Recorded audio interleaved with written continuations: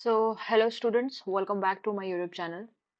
After so long, मैं एक NCERT का read on session record कर रही हूँ after request of so many students, especially Isha. So, let's start the frog. Okay, frogs. Okay, frog can live both on land and in fresh water. तो हम जानते हैं कि amphibia class से belong करता है और एम्फीबिया मतलब ही होता है जो कि दो जगह पे रह सके, लाइक टेरेस्टेरियल भी उनका एडेप्टेशन हो एंड उनका वाटर में भी हो. सो आप जानते हो कि ये फ्रेश वाटर में रहता है, लैंड पे रहता है और फ्रेश वाटर पे रहता है, मरीन में तो ये रहता नहीं. और कौन से क्लास से बिलोंग करता है, तो ये एम्फीबिया क्लास को बिलोंग करता है. और फाइलम क्या है इसका, कॉर्डाटा है. जैसे हमारा फाइलम कॉर्डेट है क्योंकि इसके पास भी नोटोकॉर्ड और अपने पास भी नोटोकॉर्ड होता है during our embryonic stage. That's why इसका फाइलम क्या है, Chordata. The most common species of frog in India is Rana tigrina. तो हमें इंडिया से मतलब है, इंडिया में जो स्पेशीज पाया जाएगा वो राना टिग्रिना है. इसके अलावा और भी बहुत सारे स्पेशीज होते हैं फ्रॉग के. इंडियन वाला आपको याद रखना है. They don't have a constant body temperature, that is their body temperature varies with the temperature of the environment. हम जानते हैं कि एनिमल्स दो तरह के होते हैं, एक कोल्ड ब्लडेड होते हैं और एक वार्म ब्लडेड होते हैं. कोल्ड ब्लडेड एनिमल्स का जो टेम्परेचर है बॉडी का वो वेरी करता है. बाहर अगर ठंड है तो उनका ब्लड भी ठंडा है, उनका बॉडी टेम्परेचर भी और ज्यादा कूल हो जाएगा. बाहर गर्मी है तो उनका भी जो है बॉडी टेम्परेचर वो है वो गर्म हो जाएगा. यानी कि ऐसे एनिमल्स को हम कोल्ड ब्लडेड या पोइकिलोथर्म्स कहते हैं. और ये बहुत आसान है याद रखना कि सिर्फ बर्ड्स और मैमल्स वार्म ब्लडेड होते हैं, बाकी सारे के सारे कोल्ड ब्लडेड होते हैं. तो यहाँ पे लिखा हुआ है ना कि इनका भी बॉडी टेम्परेचर कांस्टेंट नहीं होता. क्यों नहीं होता है, क्योंकि ना ही ये बर्ड है ना ही ये मैमल है. ये तो ये है amphibia, right. Such animals are called as cold-blooded or poikilotherms. You might also have noticed changes in the color of the frog while they are in grasses or on dry land. आप जानते हो ना camouflage या mimicry, right. तो frog जहां भी जाता है वो अपने बॉडी का कलर उस हिसाब से चेंज कर लेता है ताकि वो लाइक उसको जो है ना उसका प्रेडेटर ढूंढ ना पाए, right. So they have ability to change the colour of body to hide them from their enemies. This is called as camouflage. This protective coloration is called as mimicry. You may also know that the frogs are not seen during the peak summer and peak winter. ये एकदम गर्मी और एकदम ठंडी में ये जो है वो क्या हो जाता है कि जाके सो जाते हैं, लाइक बरोज में जाके छुप जाते हैं, वहां पे सो जाते हैं. और अगर ये ठंड में ऐसा काम करे तो इसको हम हाइबरनेशन कहेंगे, और अगर ये गर्मी में ऐसा काम करे तो उसको हम एस्टिवेशन कहेंगे. So frogs are not seen during peak summer and peak winter. During this period they take shelter in deep burrows to protect them from the extreme cold and extreme heat. और ये निकलते कब है, तो ये निकलते सिर्फ बारिश के मौसम में, क्योंकि इनको एक्सटर्नल फर्टिलाइजेशन करना होता है. This is known as summer sleep aestivation और विंटर स्लीप हाइबरनेशन रिस्पेक्टिवली. अब इसके बाहर से कैसा ये दिखता है उसके बारे में बात करते हैं. तो मॉर्फोलॉजी का बात करते हैं. ये have you ever touch the skin of frog, क्योंकि ये ऐसा इसलिए पूछ रहा है क्योंकि अगर आप उसको टच करोगे तो आपको बहुत मॉइस्ट फील होगा, just like earthworm.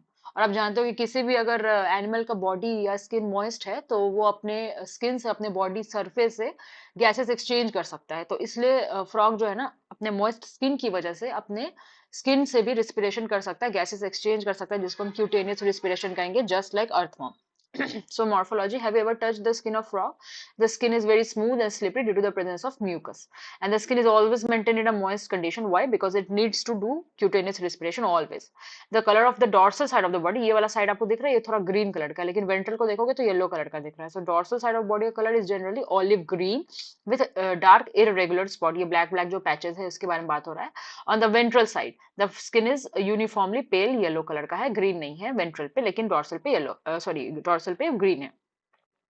The frog never drinks water. This is a very important line कि ये पानी कभी नहीं पीता है, अपने माउथ से नहीं पीता है, वो अपने स्किन से ही उसको लाइक वाटर को भी एब्जॉर्ब कर लेता है. So never drinks water but absorb it through the skin.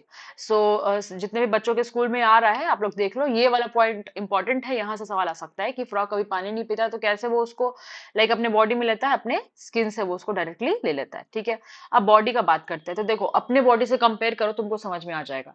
अपने बॉडी में क्या, एक हेड है, एक थोरैक्स है, राइट, और एक एब्डोमेन है, और नेक भी है हमारे पास, टेल नहीं है हमारे पास. तो आप बॉडी को ना ये समझना कि बहुत सारे एनिमल्स है जिनके पास नेक होता है या टेल भी होता है, राइट.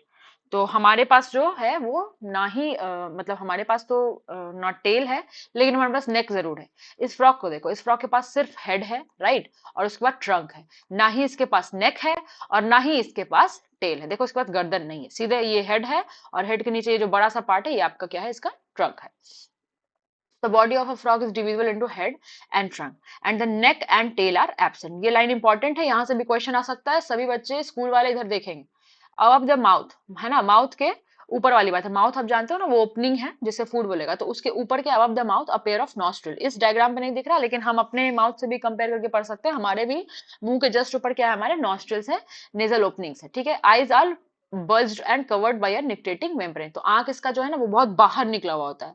हमारा क्या है, हमारा थोड़ा अंदर है, ऑर्बिट्स के अंदर है, राइट, मतलब थोड़ा धंसा हुआ जैसा है, लेकिन इसका आंख क्या है, वो बल्ज्ड आउट है, ठीक है, and covered bye nictitating membrane. आप जानते हो जो भी लोग पानी में रहते हैं ना, उनके आंख के ऊपर निक्टेटिंग मेम्ब्रेन्स होते हैं for protection and also for keeping the eyes moist. तो ये भी पानी में जाता है, दैट्स वाई इसके पास क्या है, निक्टेटिंग मेम्ब्रेन। आपको फिशेज में भी ये देखने को मिलेगा, that protects them while in water.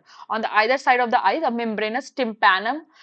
अब इसके कान को जो है ना वो टिम्पैनम से डिनोट किया गया है, क्यों, क्योंकि हम अपने कान को कैसे पहचानेंगे कहाँ पे, क्योंकि हमको बाहर से पिन्ना दिखता है, लेकिन इसके कान में बाहर से पिन्ना नहीं है। और ये कहानी रेप्टाइल्स की भी है, जिनके पास भी एक्सटर्नल ईयर पिन्ना नहीं होता है, उनका जो है ना वो ईयर ड्रम टिम्पैनम ही ईयर को रिप्रेजेंट करता है, क्योंकि बाहर से तो पिन्ना दिख नहीं रहा है। सो ये भी इंपॉर्टेंट है, on the either side of the eye, eye के दोनों साइड पे इनको है ना एक मेम्ब्रेनस टिम्पैनम, क्योंकि ear drum is a membrane, right, और उसी को ईयर कह रहा है, रिसीव साउंड सिग्नल्स, ठीक है। अब ये देखो, इसका ये फोर लिम है, आगे वाला पैर है इसका, और ये इसका पीछे वाला पैर है, दैट इज हाइंड लिम है, ठीक है। तो इसके आगे वाले लिम और पीछे वाले लिम में आपको डिफरेंस दिख रहा होगा, ये काफी तगड़ा है, पीछे वाला जो हाइंड लिम इसका काफी है ना हट्टा कट्टा, आगे वाला उतना हट्टा कट्टा नहीं है, ठीक है। और ये हेल्प किस में करते हैं, ये अपने पैर से स्विम कर सकता है, वॉक कर सकता है, लीप कर सकता है, यानी कूद सकता है, और बरोइंग यानी कि होल कर सकता है ग्राउंड में, ताकि ये जा सके वहां पे एस्टिवेशन और हाइबरनेशन करने के लिए। And the hind limbs and in 5 digit, आपको इस फोटो में दिख रहा है ना कि हाइंड लिम्स में ज्यादा डिजिट्स हैं, उंगलियां है, as compare to forelimbs. तो वही यहाँ पे है कि इसके हाइंड लिम्ब में 5 डिजिट है, और ये ज्यादा बड़े हैं और मस्कुलर है फोर लिम्ब के कंपैरिजन में। और फोर लिम्ब में आप देख रहे हो कम उंगलियां है, 4 है उंगली आपके आगे वाले पैर में, और 5 उंगली आपके पीछे वाले पैर में। Feet have a web digit that help in swimming, ये पीछे वाले पैर में ना दो उंगली के बीच में, दो उंगली के बीच में इस तरीके से है ना कनेक्शन होता है, जो इनको स्विमिंग में हेल्प करता है, ताकि ज्यादा से ज्यादा पानी एक बार में डिसलोकेट किया जाए, स्विमिंग करने में हेल्प मिले। हमारे उंगली के दो उंगली के बीच में कोई भी कनेक्शन वैसा मेम्ब्रेनस है नहीं, लेकिन फ्रॉग के पीछे वाले पैर में है ना वैसा कनेक्शन है, ताकि इसको स्विमिंग में हेल्प मिल सके। ये देखो ये तैरता भी है, राइट। सो ये बहुत इंपॉर्टेंट है कि फीट है वेब डिजिट, वेब डिजिट मतलब होता है ना कि दो उंगली के बीच में है ना मेम्ब्रेन्स का connection, right, which help in swimming. और कौन से फीट में है, तो आप इसको पीछे वाले से कंपेयर करोगे, पीछे वाले के बारे में बात चल रहा है। Frog exhibit sexual dimorphism. इस सेक्सुअल डाइमॉर्फिज्म का मतलब क्या है कि मेल और फीमेल बाहर से देख के आप बता सको कि हाँ ये मेल है तो ये फीमेल है, दोनों में जो है ना डिफरेंस होगा बाहर से देखने पे, ठीक है। जैसे male frogs can be distinguish by the presence of sound producing vocal sac. Vocal sac थैला जैसा एक स्ट्रक्चर है जो साउंड को है ना प्रोड्यूस नहीं एम्पलीफाई करता है, यहाँ प्रोड्यूसिंग लिखा हुआ है, चलो ठीक है। तो आप जो है ना जो टर टर की आवाज सुनते हो बारिश के मौसम में, वो मेल फ्रॉग की रहती है, ठीक है, क्योंकि मेल फ्रॉग के पास बाहर से ही आपको देखने में थैला जैसा स्ट्रक्चर मिलेगा, जो उसके साउंड को बहुत ज्यादा एम्पलीफाई कर देता है, और जो फीमेल्स में नहीं मिलता है, इसलिए फीमेल्स की आवाज आप नहीं सुन पाते हो। And a copulatory pad on the first digit of forelimbs which is absent in female frog. Male frog और फीमेल फ्रॉग ये दोनों एक दूसरे के साथ एसोसिएट होते हैं जब ये अपने गैमेट्स को रिलीज करने वाले होते हैं। ये एसोसिएशन बिल्कुल भी इंटरनल फर्टिलाइजेशन के लिए नहीं है, फर्टिलाइजेशन एक्सटर्नल ही होगा, लेकिन दोनों एसोसिएट क्यों होते हैं, ताकि है ना वो फीमेल को स्टिमुलेट कर सके एग को रिलीज करने के लिए पानी में। तो मेल और फीमेल एक दूसरे के साथ से चिपके हुए होते हैं, 4 से 5 दिन तक चिपक के रह सकते हैं, लेकिन इनका स्किन तो बहुत ही स्लिपरी है और मॉइस्ट है, तो ये कैसे एक दूसरे को पकड़ के रह सकते हैं 4 से 5 दिन तक, तो स्लिप कर जाएंगे। तो इसका एक आप रीजन कह सकते हो कि जो मेल फ्रॉग है उसका जो है ना आगे वाला लिम्स है, मतलब उसका जो हाथ, सो कॉल्ड हाथ है, फोर लिम्स है, उसका जो इंडेक्स फिंगर है, पहली उंगली जो है, वहां पे बहुत ही रफ पैचेस जैसा कुछ होता है जिसको हम कहते हैं कॉपुलेटरी पैड। लेकिन एक्चुअली में कोई भी कॉपुलेशन मतलब कि इंटरनल फर्टिलाइजेशन नहीं होता है। तो फिर इसको कॉपुलेटरी पैड क्यों कहते हैं, क्योंकि ये फीमेल को पकड़ के रखने में हेल्प करता है, ताकि वो एग जब रिलीज करे उसी टाइम पे मेल जो है वो अपना स्पर्म रिलीज करे, right. So male frog are distinguished by the presence of two things which is absent in females. The number one is the vocal sacs, the sound producing organ according to NCERT, and the second one is the rough patches on the index finger of the forelimb, that is the copulatory pad, only found in male, which is absent in the female frogs. So this was also about the all about the morphology. Let's switch to the anatomy. So the body cavity of frog accommodate different organ systems such as digestive system, circulatory system, respiratory system, nervous system, excretory system, reproductive system with well developed structure and function. देखो अगर आप अपने digestive system को पढ़ चुके हो, excretory system को पढ़ चुके हो, reproductive system को पढ़ चुके हो, I bet कि तुमको इसमें कोई प्रॉब्लम नहीं होने वाला, राइट? लेकिन अगर आप नहीं भी पढ़े हो तो एक बात जान लो, बहुत ही आसान है। आप अपना कभी ना कभी 10th में तो पढ़े ही होगे, अगर आप अभी फिलहाल 11th में हो तो। 12th वालों से बात करिए, 12th वालों को तो समझ में आ जाएगा क्योंकि आपने रिप्रोडक्शन भी पढ़ लिया, राइट? अब तो आप थोड़ा आगे बढ़ गए होगे, इवोल्यूशन वगैरह पढ़ रहे होगे, राइट? सो आप अपने जो है डाइजेस्टिव सिस्टम से कंपेयर करना बिल्कुल आसान है। डिफरेंस सिर्फ और सिर्फ है यहाँ पे हमारे, है ना, रिप्रोडक्टिव सिस्टम में एंड एक्सक्रीटरी सिस्टम में। मेल और फीमेल का बात करें, ह्यूमन और फ्रॉग को कंपेयर कर रहे हैं तो चलिए देखते हैं। The digestive system consist of alimentary canal and digestive glands, just like अस। हमारे पास भी पाइप है और बगल में ग्लैंड्स है। The alimentary canal is very short. आप जानते हो जैसे हर्बीवोर्स है तो हर्बीवोर्स का एलिमेंट्री कैनाल बहुत लॉन्ग होगा, जो जितना ज्यादा कार्निवोरस होगा उसका एलिमेंट्री कैनाल उतना ज्यादा शॉर्ट होगा। तो फ्रॉग आप जानते हो ना कि ये इंसेक्ट्स को खाता है, ये only carnivorous mode of nutrition show करता है। So the alimentary canal is very short because frogs are carnivores and hence the length of intestine is very reduced, and the mouth opens into the buccal cavity that leads to the esophagus through the pharynx. Just like us, the esophagus is a very short tube that opens into the stomach, just like us, which in turn continues as intestine. अब यहाँ पे ना NCERT large intestine small intestine नहीं लिखा है तो हम भी उसमें नहीं जाएंगे उतना। इंटेस्टाइन के बाद सीधे क्या आएगा लिखा हुआ है यहाँ पे, rectum, and finally opens outside by the cloaca. अब ये क्लोआका एक नया टर्म है जो आपने नहीं सुना होगा क्योंकि हमारा तो एनस से खुलता है। तो व्हाट इज क्लोआका? क्लोआका एक कॉमन चैम्बर है जिसमें जो है स्पर्म्स भी आते हैं, यूरिन भी आता है। मतलब स्पर्म्स कहने का मतलब है कि स्पर्म या ओवा आप दोनों मान सकते हो। तो स्पर्म्स भी आता है, मतलब गैमेट्स भी आते हैं, यूरिन भी आता है, एंड यहाँ पे स्पर्म्स और यूरिन के अलावा आपका डाइजेस्टिव वेस्ट भी आता है। ठीक है, तो तीनों जो वेस्ट है, मतलब स्पर्म्स को वेस्ट नहीं कहेंगे लेकिन जो आपके जो रिप्रोडक्टिव सिस्टम है उसकी ओपनिंग, जो आपके है ना एक्सक्रीटिव सिस्टम है उसकी ओपनिंग, और जो आपका जो है डाइजेस्टिव सिस्टम है उसकी ओपनिंग, ये तीनों ओपनिंग अगर एक कॉमन चैम्बर में खुलती है जिसको हम क्लोआका कहते हैं। तो वही यहाँ पे लिखा हुआ है कि आपका जो डाइजेस्टिव सिस्टम है वो फाइनली बाहर की तरफ खुलता है क्लोआका से, यानी एनस नहीं, यहाँ पे क्लोआका है। रेक्टम के पास क्या आएगा? क्लोआका। तो स्कूल वालों बच्चे आप लोग जो है ना यहाँ पे ध्यान दोगे, रेक्टम के बाद क्या है यहाँ पे? क्लोआका। तो यहाँ पे शायद फिगर में भी होगा, यस राइट। अब देख लो यहाँ पे, ये इंटेस्टाइन था, ये इंटेस्टाइन था जो माउस मेरा चल रहा है, फिर ये जो है ये रेक्टम है, रेक्टम है ये वाला पार्ट जो आप यहाँ पे लेबलिंग में भी देख रहे हैं, यहाँ पे रेक्टम लिखा हुआ है। एंड रेक्टम के बाद जो नीचे वाला पार्ट ये है, ये आपका क्या है? क्लोआका। तो रेक्टम किस में खुल रहा है? एनस में नहीं खुल रहा है, क्लोआका में खुल रहा है। This is the opening of the cloaca, this is cloacal aperture. This is very important school वालों, आप यहाँ पे ध्यान दोगे, यहाँ से भी क्वेश्चन आपको आ सकता है और बिल्कुल भी उदास होने की जरूरत नहीं है। अब देखना है यहाँ पे लिवर, लिवर की ये दिख रहा है आपको, ये लिवर दो, लिवर क्या सेक्रेट करेगा? जैसे अपने बाइल जूस करता है यहाँ पे भी क्या सेक्रेट करेगा? वो bile juice. And bile juice store कहाँ पे होता है? अपने बॉडी में भी, गॉल ब्लैडर में। यहाँ पे भी कहाँ पे स्टोर होगा? वो गॉल ब्लैडर में। The pancreas, what is pancreas? तो pancreas is a digestive gland, just like us the pancreas is a digestive gland and which produces pancreatic juice. And pancreatic juice में बहुत सारे एंजाइम होते हैं, अपने बॉडी में भी है, इसके पास भी है। The food is captured by bilobed tongue. देखो स्कूल वालों, यहाँ से क्वेश्चन आ सकता है कितना टंग है, कैसा टंग है? तो हमारा टंग जो यूनिलोब्ड है, इसका टंग जो है ना आगे से दो लोब्स इसमें देखने को मिलेंगे। ठीक है, आपने देखा होगा शायद किसी वीडियो में, जब वो अपना स्टिकी सा टंग निकालता है इंसेक्ट्स को कैप्चर करने के लिए, तो आगे से बाइफरकेटेड होता है, बाइलोब्ड होता है। Digestion of food takes place by the action of HCl and gastric juice secreted from the walls of stomach. एकदम हमारे जैसा है, कोई भी अंतर नहीं है। The partially digested food which is called as chyme, जैसे हम जानते हैं हमारे पेट में भी से जो फूड निकलता है इंटेस्टाइन में जाता है उसको हम काइम कहते हैं, यहाँ पे भी वही कहानी है। So the partially digested food which is called as chyme is passed from the stomach to the first part of the small intestine and that is called as the duodenum. The duodenum receives the bile from the gallbladder just like us and the pancreatic juice from the pancreas through a common bile duct. तो थोड़ा सा यहाँ पे गलत लिखा हुआ है।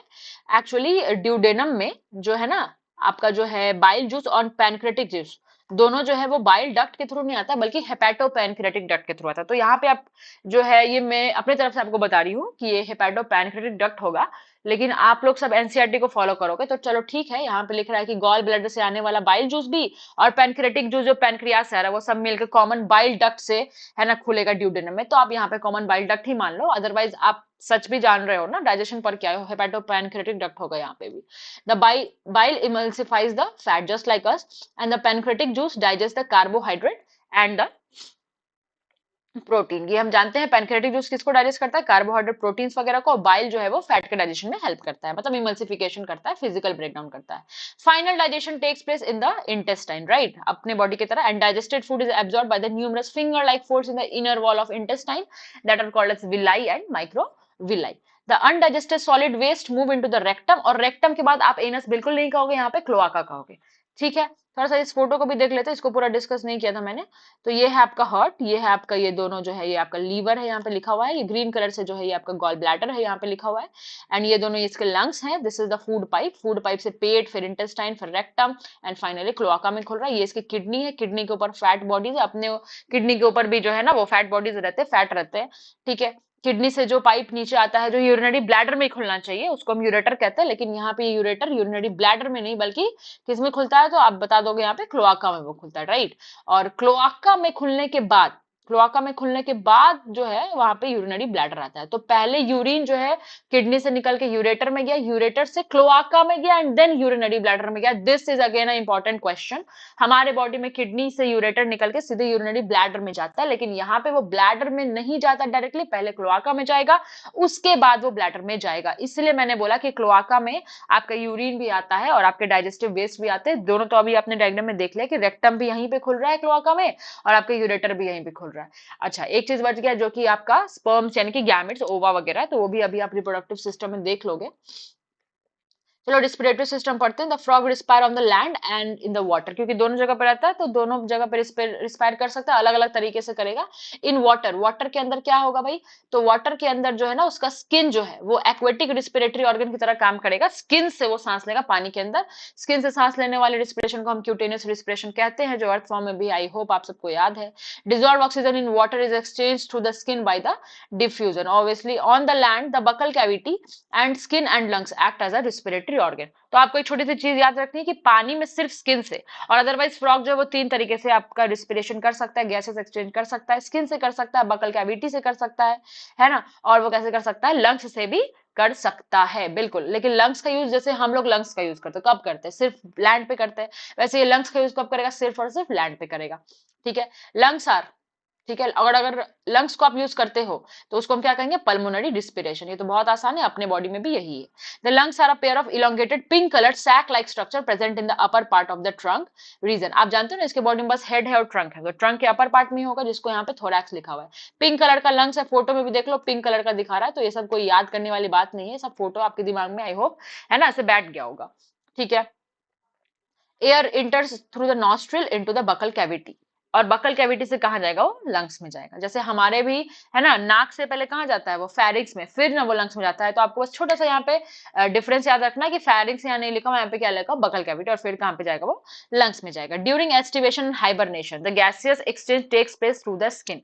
देखो स्किन कितना इंपॉर्टेंट है, पानी में चला गया तब सिर्फ स्किन से सांस लेगा, अगर वो किसी है ना बरो में चला, गड्ढे में चला गया जाके वहां पे डीप स्लीप कर रहा है, एस्टिवेशन या हाइबरनेशन, तब वो स्किन से सांस लेगा।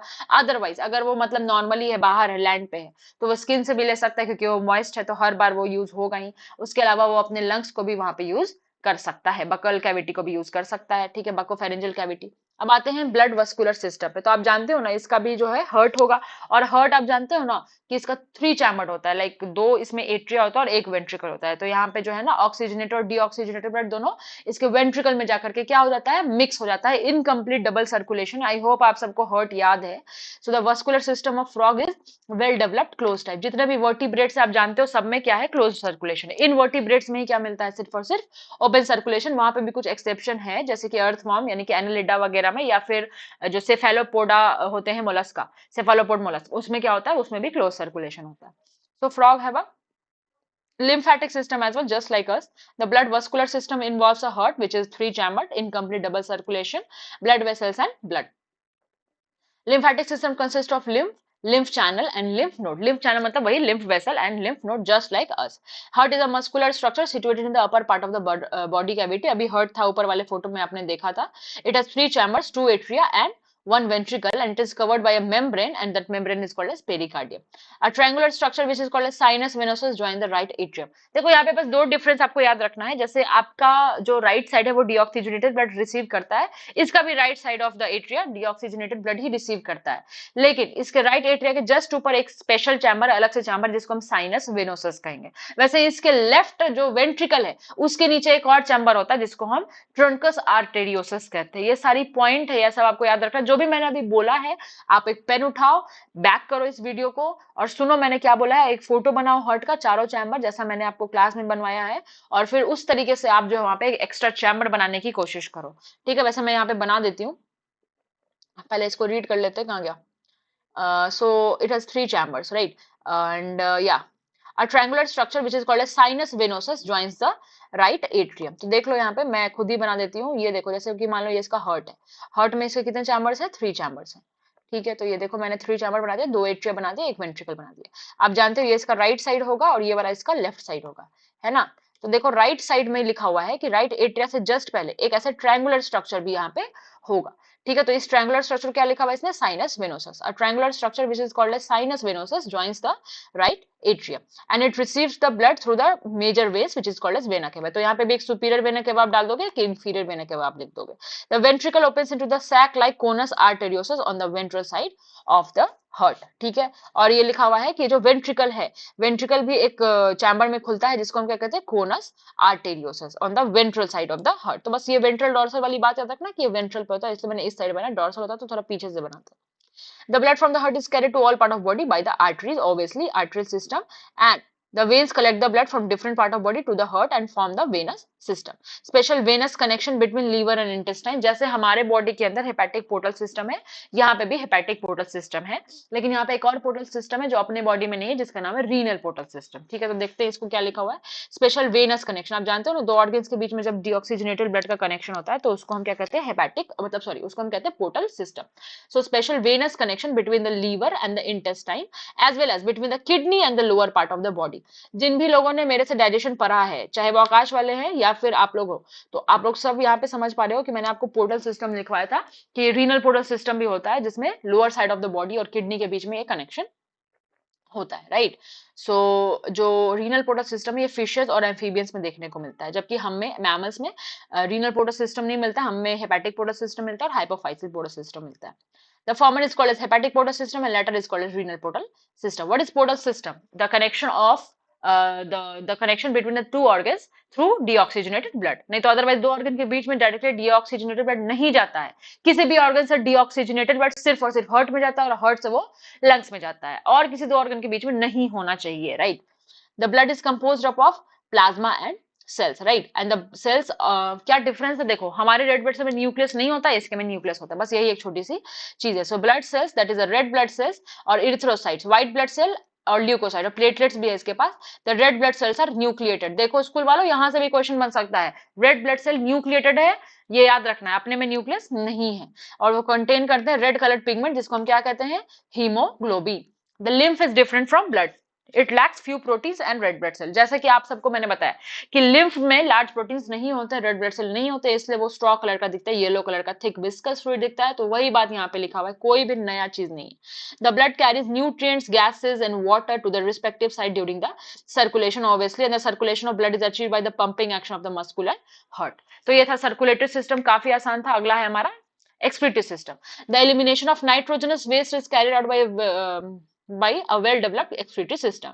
Excretory system consists of a pair of kidney, ठीक है। ये देखो यहाँ पे ये किडनी आपको दिख रहा है, 2 किडनी है ना, जल्दी देखो यहाँ पे किडनी ये लिखा हुआ है, ठीक है। So a pair of kidney, okay, and a pair of ureter. तो यूरेटर भी आपको एक पेयर में दिख रहा होगा, देखो ये एक यूरेटर है इसका और ये एक यूरेटर है, लेकिन यहाँ पे यूरेटर को यूरिन और जेनाइटल ट्रैक्ट क्यों लिखा हुआ है? क्योंकि जो ऊपर में ये जो पार्ट आपको दिख रहा है ये टेस्टिस है, देखो येलो कलर का जो दिख रहा है टेस्टिस है। तो टेस्टिस से ना ऐसे देखो तुमको ये पाइप्स आते हुए दिख रहे हैं जो किडनी के अंदर खुलते हैं, इन पाइप्स को हम कहते हैं वासा इफरेंशिया। और मतलब टेस्टिस से वासा इफरेंशिया नाम का पाइप निकला, वो किडनी में गया, और किडनी में कैनाल होता है जिसको हम बिडर्स कैनाल कहते हैं। तो उस बिडर कैनाल्स के थ्रू ये जो स्पर्म्स है वो सीधे कहाँ चलाते हैं? आपके इस यूरेटर में। यूरेटर में सिर्फ क्या आना चाहिए था? सुसु यानी कि यूरिन, लेकिन आ क्या गया सुसु के अलावा? सुसु के अलावा इसमें आ गया हमारा स्पर्म। तो हम कहेंगे कि यहाँ पे ये यूरिन के लिए भी ट्रैक का काम कर रहा है और गैमेट्स के लिए भी कर रहा है, इसलिए यहाँ पे ureter acts as urinogenital tract. ठीक है, चलो देखो। So excretory system consist of a pair of kidney, a pair of ureters, एक क्लोआका है यहाँ पे, वन क्लोआका है। देखो यहाँ पे क्लोआका सिर्फ एक ही है, दिख रहा है आपको? यहाँ पे क्लोआका एक ही है। क्लोआका में क्या क्या खुल रहा है? यहाँ पे दो यूरेटर्स खुल रहे हैं, इधर से रेक्टम खुल रहा है, डाइजेस्टिव सिस्टम की ओपनिंग भी आ रही है, यहाँ से यूरिनरी ब्लैडर भी खुल रहा है, और ये आपका क्लोअकल एपर्चर तो है ही, right, and urinary bladder. These are, ठीक है, किसके बारे में बात कर रहे हैं? दीज आर कंपैक्ट, है ना, किडनी के बारे में बात कर रहे हैं। These are compact dark red and bean like structure situated a little posterior in the body cavity on both the side of vertebral column। कुछ भी नहीं है ये, जैसे आपके बॉडी में वैसा ही है। each kidney is composed of several structure and function unit which is called as uriniferous tubule or nephron। जैसे अपने बॉडी में है, two ureter emerge from the kidney in the male frog and the ureter act as the urinogenital duct। मैंने अभी तुरंत बताया कि bidders canal भी स्पर्म्स को लेके कहाँ पे मिल जाता है? आपके यूरेटर में, इसलिए यूरेटर का नाम क्या पड़ गया? यूरिनोजेनिटल ट्रैक्ट या डक्ट, जो कि कहाँ खुलेगा? आपका क्लोआका में। लेकिन फीमेल्स में देखो, यहाँ पे फीमेल्स का भी देख लो। फीमेल्स में क्या होता है ना कि यूरिनोजेनिटल ट्रैक्ट की तरह यूरेटर एक्ट नहीं करता है। देखो यूरेटर का नाम यहाँ यूरेटर ही लिखा हुआ है, क्यों? आप देख लो यहाँ पे, पहले ये जो आपको ब्लैक कलर से दिख रहा है, दिस इज द ओवरी, और ओवरी से जो अंदर में है ओवरी के है, ये क्या है आपका? ओवा। अब देखो ओविडक्ट जो है ना, ओविडक्ट देखो किडनी के अंदर ये ओविडक्ट गया ही नहीं, ओविडक्ट इसके बाहर बाहर से निकल गया है, जो कि एग को कैच करेगा और सीधे कहाँ लेके चला जाएगा? वो आपके क्लोआका में। यानी कि यहाँ पे यूरेटर से जो है वो एग्स पास नहीं हो रहा है। That's why in females the ureter is not called as urinogenital duct या tract. Okay, so in females the ureter and the oviduct, है ना, open separately in the cloaca, दोनों अलग अलग तरीके से क्लोआका में खुल रहे हैं। The thin walled urinary bladder is present ventral to the rectum and also opens into the cloaca. तो ये कोई भी ऐसी मतलब रॉकेट साइंस वाली चीज नहीं है। अपना भी जो है ना, जो अपना भी जो यूरिनरी ब्लैडर है वो हमारे रेक्टम के वेंट्रल पोजीशन पे ही है, हमारा रेक्टम ज्यादा डॉर्सल है। सो वही यहाँ पे लिखा हुआ है कि urinary bladder is present ventral to the rectum and opens into the cloaca. The frog excretes urea, आप जानते हो फ्रॉग यूरिया निकालता है, लेकिन टैडपोल जो है वो अमोनिया निकालता है, and thus it is a ureotelic animal. लेकिन कॉकरोच क्या था? वो यूरिकोटेलिक एनिमल था, यूरिक एसिड निकालता था। Excretory waste are carried by the blood into the into the kidney where it is separated and excreted। So this is just the same as humans, right? और कितना बचा है इसमें? बस थोड़ा सा और बचा हुआ है, चलिए देखते हैं। अब यहाँ पे लिखा हुआ है इसका नर्वस सिस्टम के बारे में। System for control and coordination is very highly evolved in the frog. So it includes both neural system and endocrine gland. जैसे हमारे पास ग्लैंड्स वगैरह ना एंडोक्राइन, वैसे सेम, कुछ डिफरेंस नहीं है, बहुत आसान है chapter. The chemical coordination of various organs of the body is achieved by the hormones which are secreted by the endocrine glands. The prominent endocrine glands in the frog are pituitary gland, जैसे हमारे पास है, हमारे brain में है, ठीक है, thyroid gland है, parathyroid gland है, थाइमस है, पीनियल ग्लैंड है, ये भी हमारे ब्रेन में पीनियल होता है, पैनक्रेटिक आइसलेट है, पैनक्रियास का बात कर रहा है, एड्रेनल्स है, गोनेट्स है, कोई भी डिफरेंस नहीं है। The nervous system is organised into a central nervous system, मतलब brain and spinal cord, and peripheral nervous system, मतलब cranial nerve and spinal nerve. जो हमारे खोपड़ी से निकलेगा, जो हमारे ब्रेन से निकलेगा, उसको हम क्रेनियल नर्व कहेंगे, और जो हमारे स्पाइनल कॉर्ड से निकलेगा उसको हम स्पाइनल नर्व्स कहेंगे। And autonomic nervous system, sympathetic and parasympathetic. आप जानते हो autonomic nervous system is not under our control and it is divided into two parts, sympathetic and parasympathetic nervous system. Sympathetic usually works during the emergency, and parasympathetic जब हम लोग relax कर रहे होते हैं उस टाइम पे। हमारे बॉडी में जो क्रेनियल नर्व्स है, खोपड़ी से निकलने वाले नर्व्स है, उनका नंबर है 12, लेकिन इसमें फ्रॉग में कितना है? देयर आर 10 पेयर्स ऑफ, है ना, मतलब हमारे पास 12 नहीं 12 पेयर्स है, 24 है, यहाँ पे 10 नहीं 10 पेयर्स है क्रेनियल नर्व्स का राइज फ्रॉम द ब्रेन। सो आपको याद रखना है ह्यूमंस का कितना है? 12 पेयर, और इसका कितना है? 10 pairs. Now brain is enclosed in a bony structure which is called as brain box, और brain box को हम cranium कहते हैं, अपने brain box को भी हम cranium कहते हैं। The brain is divided into, है ना, forebrain, midbrain, hindbrain, just like humans। forebrain includes the olfactory lobe। humans के पास भी आप जानते हो ना कि जो forebrain है उसका जो extension नाक के पास होता है उसको हम olfactory lobe कहते हैं। अरे सेम टू सेम है, कोई भी डिफरेंस ही नहीं है। तो 11th का अगर आपने ब्रेन पढ़ लिया है तो बहुत आसान लग रहा होगा आपको। The forebrain includes the olfactory lobes, a paired cerebral hemisphere just like humans, unpaired diencephalon। Okay, and हमारा भी डाइंसेफेलॉन जो है वो, है ना, वैसा ही है। The mid brain is characterised by a pair of optic lobes. ठीक है, तो ये आपको याद रखना है। हमारे पास भी तो है ना, जो हमारा जो मिड ब्रेन है वो किसको कंट्रोल करता है, ऑडिटरी रिफ्लेक्स को, ये सबको कंट्रोल करता है। यहाँ पे ऑप्टिक लोब्स है, यहाँ पे mid brain. The hind brain consist of cerebellum and medulla, हमारे पास भी सेरेबेलम, मेडुला एंड पॉन्स भी है, यहाँ पे पॉन्स नहीं लिखा हुआ है। The medulla oblongata passes out through the foramen magnum, just like humans, हमारा भी जो है ना मेडुला का एक्सटेंशन फोरामेन मैग्नम से निकलता है, जो कि स्पाइनल कॉर्ड में कंटिन्यू करता है, और फिर स्पाइनल कॉर्ड कहाँ पे इनक्लोज कराता है, वर्टिब्रल कॉलम में, for protection. Frog has different type of sense organ, namely organs of touch. अब ये वाला चीज स्कूल वालों को याद रखना है कि organ of touch in frog क्या है, तो सेंसरी पैपिली है, ठीक है। ऑर्गन ऑफ टेस्ट क्या है, हमारा टेस्ट बर्ड है। स्मेल क्या है, नेजल इपिथेलियम है ना। एंड विजन के लिए क्या है, तो आईज है। हियरिंग के लिए क्या है, टिम्पैनल विद इंटरनल ईयर, क्योंकि आप जानते हो टिम्पैनम के नीचे क्या होता है, middle and internal ear, right. Out of these the ear and the eyes and the internal ear are well organise structure and the rest are cellular aggregation around nerve ending. देखो school वालों, यहाँ से question आ सकता है कि जैसे touch के लिए है, या टेस्ट के लिए है, या स्मेल के लिए, तो ये तीनों जो है, टच, टेस्ट और स्मेल, ये वाले जो है ना, they are just cellular aggregation. लेकिन आपका जो आईज है या इंटरनल ईयर से, यही बस वेल ऑर्गेनाइज स्ट्रक्चर है, ठीक है। Eyes in frog are a pair of spherical structure situated in the orbit in the skull, orbit के अंदर है, फिर भी ये क्या है, बल्ज्ड आउट है। These are simple eye, simple eye मतलब क्या है कि एक ही यूनिट है। कंपाउंड आई सिर्फ एक ही में आपके सिलेबस में, दैट इज कॉकरोच, जो 2000 ओमेटिडिया होता है हर आंख में, ठीक है। Okay, external ear is absent in the frog and only tympanum can be seen externally, मतलब पिन्ना वगैरह इसमें है नहीं। The ear is a organ of hearing as well as balancing, just like human, balancing के लिए भी year responsible है और सुनने के लिए भी। Frog have a well organised, ठीक है, male and female reproductive system. The male reproductive organ consist of a pair of yellowish ovoid testis. Okay, आपको दिख रहा है येलो कलर के यहाँ पे testis, right. So yellow colour के टेस्टिस है यहाँ पे, विच आर फाउंड, ठीक है, which are found adhere to the upper part of the kidney by a double fold of peritoneum. Number 1 testis का, ये आप यहाँ पे, ठीक है, टेस्टिस का स्पेलिंग देख लो यहाँ पे। टेस्टिस, जब एक टेस्टिस को दिखा रहा है तो TESTIS है, सिंगुलर में आई से डिनोट करते हैं, प्लूरल में जब पेयर का बात करेगा ना, तो यहाँ पे TES लिखिएगा जब ये प्लूरल का बात करेगा, ठीक है। और ये जो है किडनी के ऊपर होते हैं। अब देख लो, एक बात ध्यान से सुन लो, पेरिटोनियम, पेरिटोनियम का अगर डबल वॉर होगा तो उसको हम मेजोर्कियम कहते हैं। ये बहुत ही मतलब लाइक बेसिक जनरल नॉलेज वाली बात है कि जनरली पेरिटोनियम का एक ही लेयर होता है किसी भी एब्डोमिनल ऑर्गन पे, लेकिन टेस्टिस पे, फ्रॉग के टेस्टिस पे उसका 2 लेयर होता है, तो इसको हम पेरिटोनियम नहीं क्या कहते हैं, मेजोर्कियम कहते हैं। वासा इफ्रेंशिया, वासा इफ्रेंशिया क्या था, टेस्टिस से जो है ना किडनी के अंदर लेके जा रहा था स्पर्म्स को, ताकि बिडर कैनाल में वो मीट कर सके। सो वासा इफ्रेंशिया का नंबर याद रखोगे, स्कूल वालों आ सकता है 10 से 12 है नंबर में, विच arise from the testis and they enter the kidney on their side and opens into the Bidder's canal. Finally, the Bidder's canal communicates with the urinogenital duct. Urinogenital duct यहाँ पे ureter को ही कह रहे हैं, that comes out of the kidney and opens into the cloaca, ठीक है। तो ureter बाहर आता है और पहले क्लोआका में जाता है और फिर यूरिनरी ब्लैडर में जाता है। So the cloaca is a very small medium chamber which used to pass the faecal matter, urine and sperm. What is cloaca? Cloaca birds में मिलता है, जो कि फीकल मैटर को भी, यूरिन को भी और स्पर्म्स को भी बाहर निकालता है। The female reproductive organ include a pair of ovaries and ovaries are situated near the kidney. यहाँ पे भी आपको दिख रहा है ना, ओवरी भी कहाँ पे, देखो यहाँ पे ओवरी कहाँ गया, हाँ ओवरी भी कहाँ पे, आपके किडनी के पास ही है, right. So the ovary are situated near kidney and there is no functional connection with the kidney. Ovary का कोई भी कनेक्शन किडनी के साथ नहीं है, जैसे स्पर्म का था, सॉरी जैसे कि आपका टेस्टिस का था कि हाँ वो वासा इफ्रेंशिया से बिडर्स कैनाल में जाएगा जो किडनी के अंदर से पास करेगा।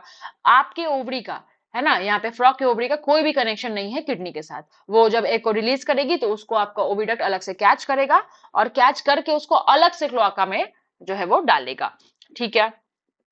The ovary are situated near the kidney and there is no functional connection with the kidney. A pair of oviduct arising from the ovary opens into the cloaca separately. एक mature female, देखो अब ये number याद रखना है school वालों, एक time पे कितना वो जो है एग को रिलीज कर सकती है, 2500 से 3000 एग को रिलीज कर सकती है। फर्टिलाइजेशन पानी में होता है, that's why the fertilisation is external and takes place in water. Development involves a larval stage which is called a tadpole. बचपन से पढ़ रहे हो, फ्रॉग के लार्वा को हम कहते हैं टैडपोल, जिसके पास टेल होता है। एडल्ट फ्रॉग के पास टेल नहीं होता है ना, उसके पास गिल्स होता है, एडल्ट फ्रॉग के पास गिल्स नहीं होता है। और जो है टैडपोल जो है वो अमोनिया एक्सक्रीट करता है, लेकिन जो एडल्ट है वो यूरिया एक्सक्रीट करता है। Tadpole undergoes metamorphosis to form adult, ठीक है। वही लार्वा लार्वा का जो कन्वर्जन एडल्ट में, उसको मेटामॉर्फोसिस कहते हैं। यहाँ पे कौन सा हार्मोन यूज होगा? थायरॉक्सिन हार्मोन यहाँ पे यूज होता है। ठीक है। Frogs are beneficial for the mankind because they eat insect and protect the crop, मतलब फूड चेन वगैरह को, है ना, क्रॉप वगैरह को मेंटेन करेगा, और फूड चेन में भी ये पार्टिसिपेट करता है ना, इंसेक्ट को खा लेता है। तो frog maintain ecological balance because they serve as an important link for food chain and food web in the ecosystem. In some countries the muscular leg of frog are also used as food by man, मतलब कुछ लोग खाते भी हैं, तो ये भी मतलब थोड़ा, है ना, जरूरी है ना, बेनिफिशियल फॉर मैनकाइंड। मैंने थोड़ा स्पीड में लिया, अगर आपको स्पीड लगे तो आप इसको थोड़ा स्लो करके भी देख सकते हो। आई होप आपको ये एनसीईआरटी पूरा क्लियर हो गया, क्योंकि अल्टीमेटली नीट में तो एनसीईआरटी ही आने वाला है, और स्कूल में भी, जिनके स्कूल में आ रहा है ना, उनके स्कूल में भी एनसीईआरटी से बाहर नहीं पूछेगा, तो एकदम टेंशन नहीं लेना है, और बिल्कुल भी रोना भी नहीं है, एकदम अच्छे से पढ़ाई करनी है। ठीक है। और ऑल द वेरी बेस्ट सबको एग्जाम के लिए। और अगर आपको और भी किसी टॉपिक पे चाहिए तो आप बता दो, जैसे भी मुझे टाइम मिलेगा वैसे मैं जो है ना आप लोगों को लेक्चर देती रहूंगी। कोई भी टॉपिक एनसीईआरटी का, 11th हो या 12th हो, कोई भी टॉपिक अगर आपको चाहिए तो आप बोल देना। ठीक है। और अभी चूंकि पेपर बनाना था इसलिए टाइम नहीं मिल पा रहा था, इसलिए मैंने बनाया नहीं था बहुत दिन तक। सॉरी, आप लोगों को बहुत देर तक वेट करना पड़ा, but finally your weight is over. And please जो है आप अच्छे से देखो इसको, स्लो करके देखो अगर आपको जो है वो थोड़ा सा फास्ट लगा हो, क्योंकि मेरे पास टाइम थोड़ा कम है इसलिए मैंने स्पीड में बोला है। तो अच्छे से पढ़ाई करो, और all the very best for your exam. Thank you.